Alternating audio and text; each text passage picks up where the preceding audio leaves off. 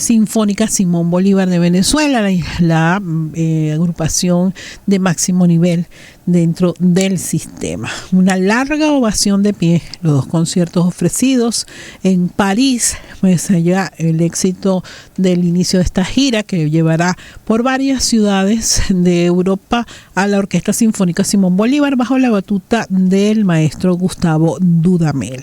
Entre otras cosas, pues han llevado un repertorio de piezas venezolanas. Me llama mucho la atención que el cuatrista Jorge Glenn es parte de esta gira, pero también piezas como el Mambo de Bernstein, que ha hecho famosa la orquesta por su interpretación que va más allá de tocar los instrumentos, así como la tercera de Mahler fue parte de estos dos conciertos en París, y unas piezas, por cierto, las piezas corales inspiradas en la naturaleza compuestas por el maestro José Antonio Abreu fueron parte del repertorio. Hecho de comentario, le damos la bienvenida a nuestro invitado muy especial. Además, yo lamento que la distancia no nos permita que esté con nosotros en el estudio, pero bueno, está por la vía telefónica Rafael Salazar, compositor y musicólogo venezolano. Y lo hemos invitado porque además de que en diciembre tuvimos esa grata sorpresa por parte del Ministerio de la Cultura de volver a hacer el pregón de la Navidad, y en un homenaje a Rafael Salazar, uno de los creadores de esta actividad. Rafael Salazar acaba de recibir el Premio Nacional de Cultura. ¿Cómo estás, Rafael? Gracias por acompañarnos, siempre bienvenido. Bueno, gracias a ustedes por esa llamada inesperada y bueno, con el deseo de contestar a tus preguntas en un programa tan interesante que siempre has llevado, ¿no? Mira, Rafael, yo quisiera hablar de esa pasión que has tenido por la investigación de la música en Venezuela. Hemos seguido tu trayectoria durante años. Gracias a ti hemos conocido muchos detalles de nuestra música, de esa amplísima riqueza que tiene nuestro país. Yo creo que si hay una de las cosas por las que debemos sentirnos orgullosos es la riqueza musical que tiene nuestro país, la cantidad de instrumentos, las variaciones de nuestra música. Háblanos de cómo te interesó ponerte a investigar la música de Venezuela. Mira, todo parte de la infancia de uno, ¿no? Uh-huh. Yo soy margariteño y, bueno, mi padre, además de haber sido ingeniero, era un poeta excelente, un poeta popular que improvisaba décimas y escribía, amante de la literatura y la historia. Y con él, pues, aprendí muchas de las cosas que hoy sé. Pero lo más importante fue que de los 12 años de edad, yo participaba en los velorios de Cruz de Mayo del barrio del Copey de la Asunción, en las diversiones pascuales, que la gente siempre las conoce porque la impuso el Ministerio de Educación a través del maestro Prieto, que era el Carite, el Pablo Gorandol, etcétera. Pero las diversiones son todos los años, tanto en Margarita como en Isla de Coche, son creaciones colectivas populares, y yo participé en esas andanzas, pues. Pero bueno, participé como una especie de actividad que formaba parte de mi vida, pero sin darle la importancia que después empecé a tener cuando tuve la oportunidad por primera vez con mi padre espiritual, César Rengifo, que me invitó cuando yo tenía apenas 15 años, a que realizara una obra de teatro que le llamaba Los Hombres, los Cantos Amargos. Y entonces tuve la necesidad de investigar la música de Barlovento. Y ahí comenzó, pues, a los 15 años de edad.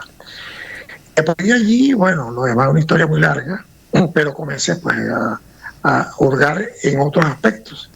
Yo había estudiado piano con un gran pianista internacional, José García Guinot. Había estudiado también en la escuela Juan Manuel Olivar, pero y estudiaba ingeniería. Y entonces llegó un momento en que tuve que definir. Oye, ¿y has ejercido la ingeniería? No me gradué, felizmente. hubiera sido un ingeniero francamente, más. Imagínate tú, y es que, bueno, no solamente por lo que nos estás diciendo, sino por lo que conocemos de tu trayectoria, tú eres un apasionado de la música y de la investigación etnomusicológica. Claro. Bueno, fíjate, cosa le pasó a Iván Pérez Rossi, que vota de la Gloria que es otro ingeniero que no ejerció la ingeniería. Él sí la ejerció, él sí la ejerció, pero la dejó por ese proyecto maravilloso que es Serenata Guayanesa, y además que es un, yo lo llamo un prócer de la canción infantil, porque después de las canciones infantiles españolas que se difundieron en Venezuela, que son canciones tradicionales que grabó Morela Muñoz y mucha gente, él fue el creador de ese nuevo repertorio musical para niños, y ese es su gran aporte, pues, al punto tal que le dieron el Premio Nacional de Literatura Popular. Así es. El contenido, sí, cómo no, cosa que es poco conocida, ¿no? Que bueno, por el contenido pedagógico y hermoso de sus canciones infantiles. Pero bueno, yo no ejercí ingeniería. Empecé también con la militancia política de los años 60, de esos jóvenes utópicos que creíamos y seguimos creyendo en la transformación de un mundo mejor, cosa que todavía no se ha logrado.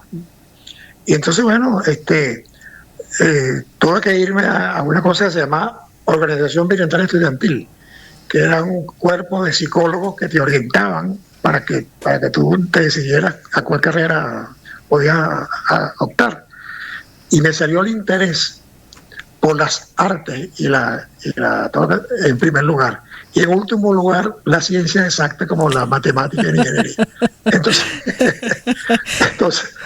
ahí yo cambié radicalmente mi orientación, pues.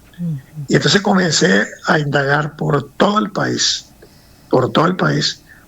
Bueno, no te imaginas la cantidad yo recorrí el país no sé cuántas veces, y ahí comencé, pues, hasta que hubo un momento en que me enamoré de la obra de Luis Manuel Rivera, al punto tal que en el año 75 le organicé todo su teatro popular, todas sus canciones, y publicó un libro llamado Luis Manuel Rivera, Alma y Canción del Canchuncho.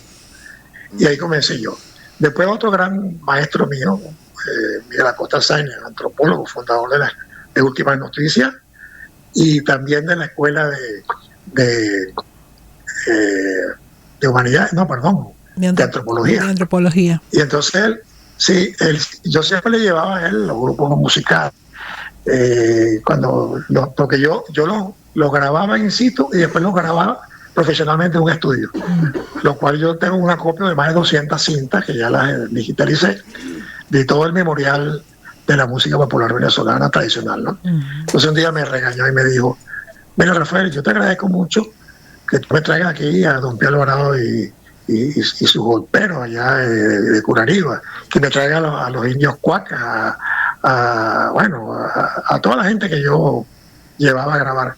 Pero ¿a cuándo tú te vas a dedicar a escribir lo que tú estás investigando? Y ese regaño me sirvió, y comencé con él, orientado por él, para animarme en ese trabajo.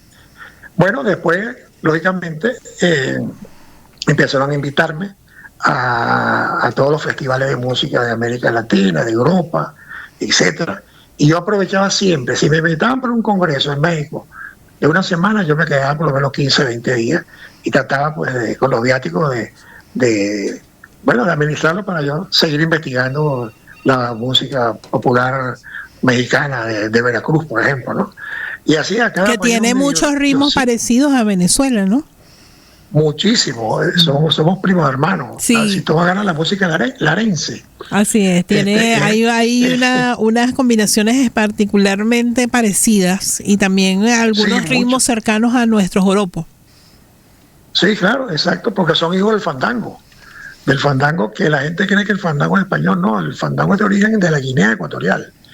Lo que pasa es que los esclavos negros, cuando llegaron, cuando fueron, vamos a decir, comercializados por los ingleses, crearon un puerto en Inglaterra llamado Liverpool. Como la esclavitud estaba prohibida en Inglaterra y en Europa, crearon una zona franca para negros. Por eso se llama Liverpool, ¿no? Y entonces ellos podían perfectamente, vamos a llamar, comerciar a los negros que capturaban con la complicidad de los portugueses, por cierto. Y entonces, bueno, hicieron enviaron pues, a una cantidad de etnias del cinturón bantú, que es el que se va desde el río Congo hasta África, y de la Europa central, del África central, de lo que se llama el África subsahariana, pues, que es el África negra, ¿no? Entonces, bueno, de ahí pasé pues a Europa, vine a investigar también en Europa, aprovechando que María Teresa Novo, mi compañera de vida, hizo un doctorado aquí en literatura oral, en década décima. Yo aproveché ese año y medio y recorrí toda España, hice un acopio extraordinario de toda la música popular tradicional española, y estuve estudiando en el Instituto Hispano-Árabe, y ahí descubrí, pues, que yo tenía más o menos algún conocimiento, la importancia de la música árabe en las formaciones de nuestro folclore. Así es, bueno, una impronta importantísima. A la prueba me remito: polo, fulía, galerón, jota, y fandango. Entonces, bueno, ese fandango regresa, ese fandango nace en las islas caribeñas, básicamente en Veracruz, y bueno, en Veracruz es la parte del territorio, ¿no?, de México, y en Cuba, y fue prohibido incluso por la Inquisición mexicana, porque era un baile muy erótico, era una música diabólica que enervaba las pasiones, porque había un matrimonio colectivo, ¿no? Y entonces basta que tú prohíbas algo para que se convierta en algo importante, en algo más deseado que nada. Así es. Sí, y sobre todo que, mira, una cosa son los conquistadores y otra son los pueblos que están al servicio de los conquistadores. Esa soldadesca española sí se mezcló con las etnias negras y con los indios, y llevaron el fandango a Huelva, y en Huelva eso fue la locura. En Huelva ese fandango se expandió por Alora, que es una ciudad que ellos fundaron, y se vendió el fandango de Málaga y los verdiales, y de ese fandango de Málaga subió la malagueña, siguió ese fandango recorriendo caminos, y en Murcia la murciana, en la Sevilla la sevillana, y pare usted de contar. Y regresó, y claro, a ese fandango, por esa dinámica de los pueblos, le agregaron las castañuelas, le agregaron la guitarra morisca, que era la guitarra, hay dos guitarras, la guitarra renacentista de 6 cuerdas y la guitarra morisca, que era de 4 cuerdas. Y entonces cuando volvió a América, un canto de ida y vuelta, y regresó otra vez a América. Y allí fue la locura. Desde México hasta la Patagonia, el fandango se convirtió en la música nacional de cada uno de esos pueblos. Ahí salió el son mexicano, ahí salió el son puertorriqueño, la samba cueca peruana, la cueca chilena, el fandango, que por cierto, el fandango colombiano, que es el fandango que conserva originalmente los tambores del fandango original. Surgió la cueca, surgió el tango rioplatense. Bueno, eso fue toda una riqueza que espero que te tengas oportunidad de ponerla al servicio, a la difusión de las nuevas generaciones, Rafael, porque yo creo que es importantísimo conocer de dónde venimos, de dónde viene esa música que nos mueve el alma, que nos mueve el cuerpo, ¿no? Yo he escrito muchos libros sobre lo que yo estoy contando, pero como los años pasan y tengo mucho material por publicar todavía, tengo una propuesta que ojalá pueda llevarla a cabo, de hacer una enciclopedia de 12 tomos. La tengo prácticamente terminada. Lo que tengo que buscar quien me pase todo eso. Ya le vamos a hacer desde aquí el llamado al ministro de Cultura, que sabemos que de su disposición a avalar estos proyectos. No, incluso le mandaron una nota, un video, donde el presidente Maduro habló de mi trabajo, porque yo conozco al presidente Maduro de antes de ser famoso y mucho menos de ser presidente. Entonces, le digo, bueno, este es un libro de Rafael Salazar, tiene un proyecto de una enciclopedia y no sé qué cosa. Ya él habló de eso. Y entonces, claro, es un trabajo por lo menos de un par de años. El resumen, ¿no? Es la historia de la música popular española e hispanoamericana, con ejemplos musicales, con gráficas. Va a tener más de 1800 páginas en 12 tomos y va a tener más de 600 ejemplos musicales. ¿Qué te digo yo? De los cantos celtas, celtíberos, que influyeron en toda la música española antigua, hasta, por decirte algo, hasta Juan Luis Guerra, pues, para darte un nombre, ¿no? Que agarró el merengue tradicional y lo convirtió, pues, en un hecho colectivo universal, ¿no? Bueno, esa es la historia que estoy ahorita haciendo. Y ojalá las fuerzas del tiempo, pues, me ayuden, porque lamentablemente tengo un problema de salud en cuanto a mis huesos, que tengo que estar cuidándolo porque es un poco difícil lo que estoy viviendo, pero no. Yo he superado mucho. Pero bueno, nosotros haremos, te mandaremos nuestras mejores energías, Rafael. Yo sé que muchos de los que te están escuchando también lo harán, para que eso, tu salud te permita consolidar este hermosísimo proyecto. Yo quería también, que aprovecho de recordarle a quienes nos están escuchando que estamos conversando con Rafael Salazar, compositor y musicólogo venezolano, uno de los grandes investigadores de nuestra cultura musical, que acaba de recibir el Premio Nacional de Cultura. Y quería comentar sobre la música navideña venezolana, porque además tuvimos oportunidad de conversar en diciembre, justo unos días antes de que se realizara el pregón de la Navidad, una de tus ideas que fue compartida con varios músicos, actores, cantantes, y que tenía varios años que no se hacía en la capital venezolana, pero además en ese marco hubo un homenaje a ti en ese pregón navideño. Quizás, y desde mi perspectiva, la música navideña venezolana es la más rica que hay, la más diversa. Es la más rica de toda América Latina, por la diversidad. Es decir, de norte a sur y de este a oeste en Venezuela son expresiones muy diversas en música y danza.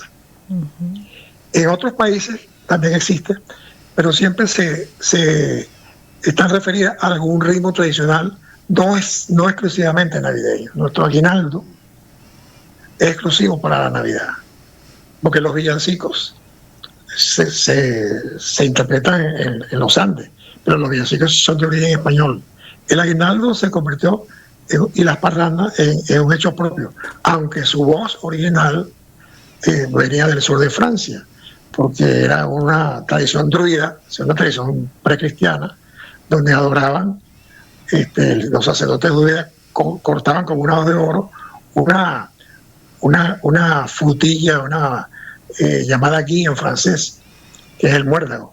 Entonces ellos, los sacerdotes, cortaban esa frutilla que era una parásita del roble y de la encina, y la repartía entre los lugareños, y ahí se repartía también el pan solar, se bebía vino, y el saludo era Aguilán Nef, Aguilán, y pasó a España por aguilanos, y después se transformó por el uso en aguinaldo, porque es más fácil decir aguinaldo que aguilanos.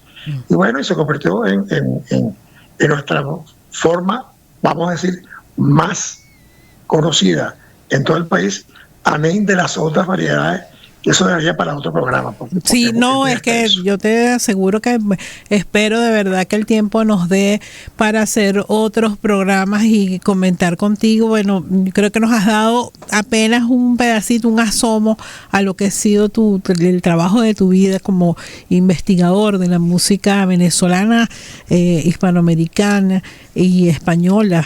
Por lo que nos has comentado, te agradezco de verdad infinitamente que nos hayas regalado estos minutos de sabiduría, bueno, y de datos, de conocimiento. Y mira, más que un premio para mi persona, lo cual lógicamente lo agradezco, es un premio para ese pueblo que me ha dado tanto.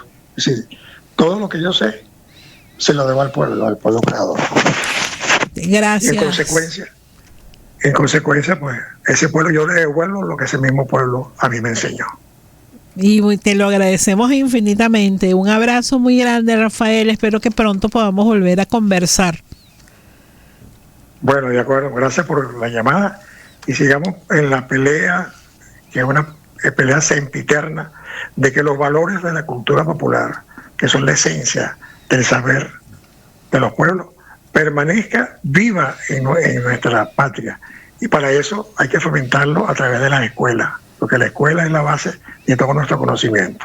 Así que bueno, gracias por su llamada y seguimos en contacto, ¿eh? Seguro que sí, era Rafael Salazar, a quien llamamos y nos ha acompañado desde España, compositor, musicólogo venezolano, promotor cultural, ha sido un gran investigador de nuestra cultura musical, más de 60 años empeñado en difundir nuestras tradiciones. Y con él y con esas buenas vibras de Rafael Salazar y todo su trabajo, despedimos nuestro espacio por el día de hoy y por esta semana. Hemos trabajado para ustedes en la producción Estefanía Herrera, en los controles Daniel Carrera y en la conducción Esther Quiaro, en una producción de Unión Radio. Nos encontramos nuevamente el lunes a las 9 de la mañana.